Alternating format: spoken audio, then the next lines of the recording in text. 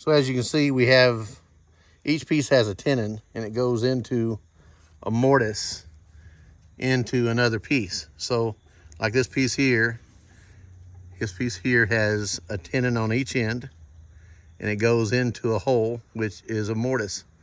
And these have been glued, and they've also been screwed, okay?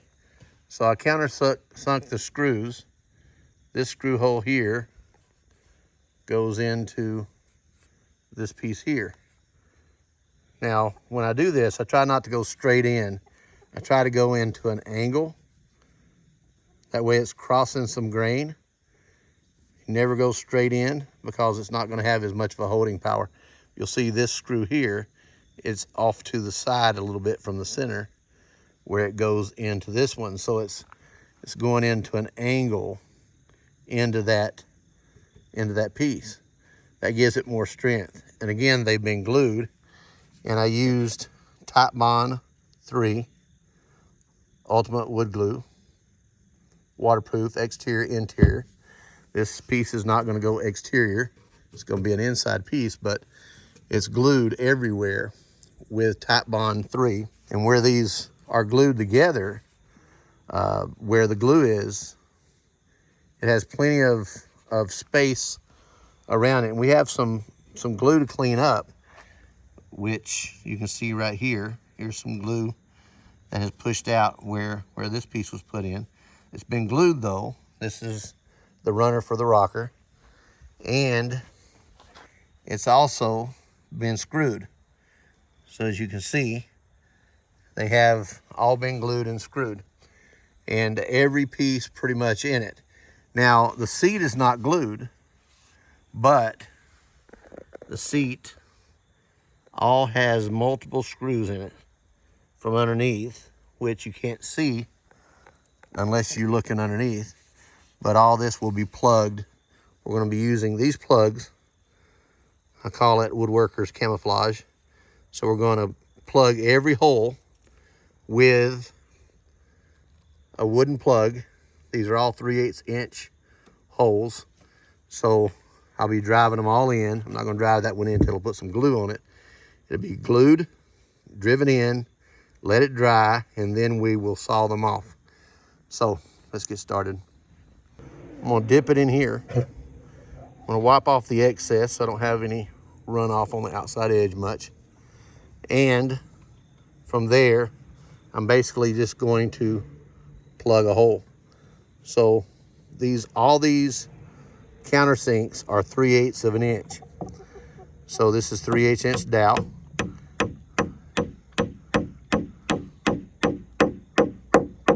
And you can see it hits the bottom. That's firm. That's going to be a good coverage for that hole. I'm being generous with the glue, but as you know, we got to clean up any of the excess.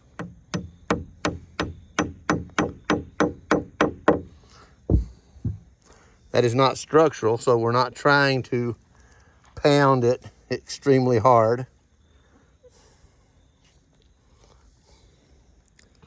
But this part of the project is fun because we know we're getting close to being able to put a finish on what we've been working so hard on.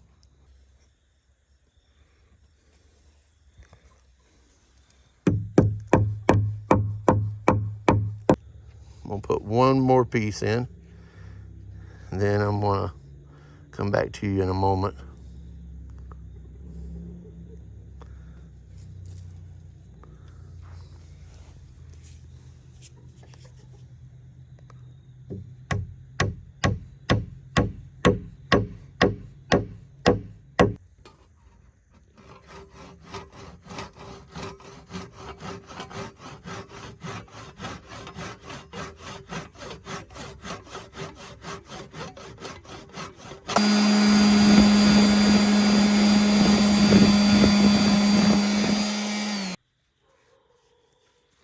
Okay, folks, so the rocking chair, the Widowmaker rocking chair is done.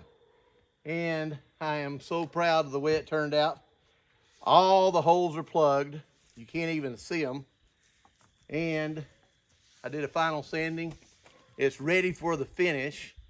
And now I'm trying to decide whether or not to finish it natural, just with no stain on it at all, or to put just a little bit of a shade to it. Because over time, if I finish it natural, it's definitely going to darken over the years. And I'm okay with that. Totally okay with it darkening on its own. But I can control that darkening if I put a stain on it, and it will stay the same color for many, many years. So that's the dilemma right now that I'm in. And what do you think? Isn't that a beautiful, oh, it's hitting the saw over there. Isn't that a beautiful rocker? And it's comfortable too when you sit in it. All of it has dried well and doing well. It's got just such a good, comfortable rock to it. And I'm very proud that I took this project on from the old dead tree that had gotten damaged in the storm last year. Especially love these places where the woodpeckers have done some damage, and also where the pine beetles have made some beautiful patterns under the bark. And I tried to save as much of that character as I possibly could. This is not your typical rocking chair. This is one of a kind.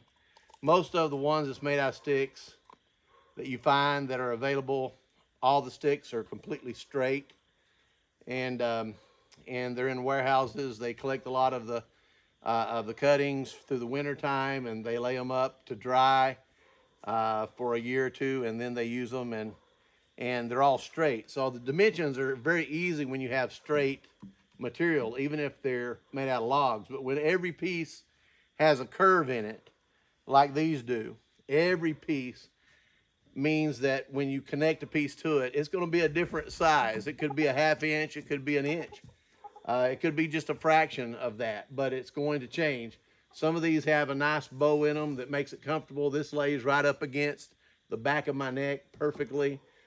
Some people said, you know, hey, Jeff, you should make some more of these with the fork on one side. That should be a signature. Some people says you need one on both sides to have a gun rack, and I said I don't want a gun rack on my neck. But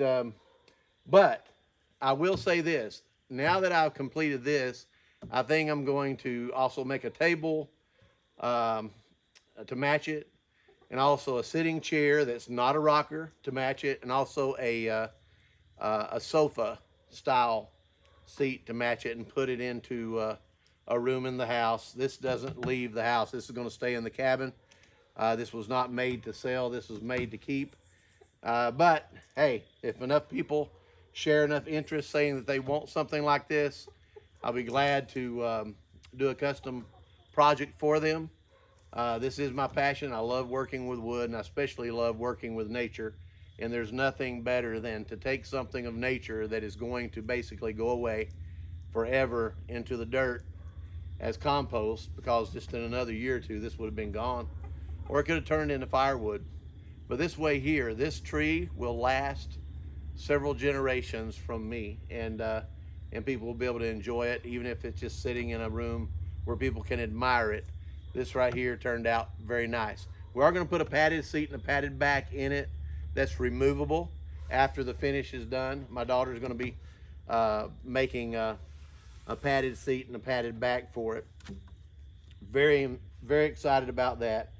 And my next project is going to be a bench, display bench, that's going to go into my son's salon studio that he has, where he is a very well-known tattoo artist that is way up in the ranks when it comes to his art and what have you. And so there's going to be a beautiful bench, and maybe I'll do a video on that as I build it. But I look forward to having you subscribe to our channel, being part of our mission here at the Welch Family Homestead. We put God first. We put Jesus first. Family is always in the forefront. And we hope that we get the message out of the love of God, and how blessed that we are just to be able to look across the mountains, especially this time of year. This is fall, autumn season, and I can tell you that some of the most beautiful scenes right now as I look across the mountains. You can't see it from that angle, but I can see it from this angle. Some of the most beautiful colors looking across the mountains right now. We're going to be in the peak season of the colors over the next few days. Maybe I'll just do a video on the colors of the mountains here, and publish it on our YouTube channel here, so you can enjoy the Smoky Mountains if you don't have a chance to drive this way during this fall season. And you're not going to have much longer, because I can tell you this is it's getting close to peak season for watching the leaves. Very close. By the time you watch this video, it may already be past. So God bless you. Everything is ready now for a finish. This chair is done, and it rocks beautifully, beautifully. Right now it's just up on some sawhorses, so I can't really show it to you that way, but one of the videos in the near future, you're going to hear me talking to you from the Widowmaker chair. God bless you.